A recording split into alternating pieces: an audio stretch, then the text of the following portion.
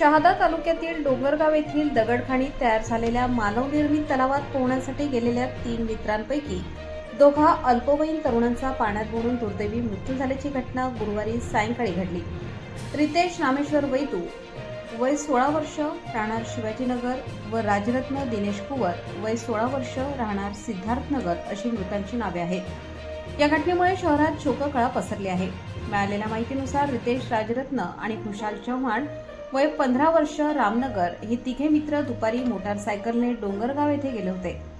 तलावाजवळ त्यांनी रील देखील तयार केली। त्यानंतर रितेश व राजरत्न पोहण्यासाठी तलावात उतरले, मात्र तलावाची खोली जास्त असल्याने आणि त्याचा अंदाज न आल्याने दोघे पाण्यात बुडाले। खुशाल हा पाण्याबाहेर असल्याने त्याने आरडाओरड करत मदतीसाठी हाक मारली।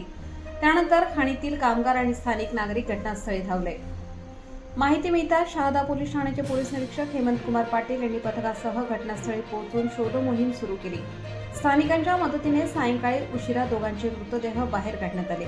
मृतदेह शवविच्छेदनासाठी शहादा ग्रामीण रुग्णालयात हलवण्यात आले। रुग्णालयात नातेवाईकांनी एकच आक्रोश केला। नगरसेवक, सामाजिक कार्यकर्ते आणि नागरिकांनी घटनास्थळी धाव घेतली होती।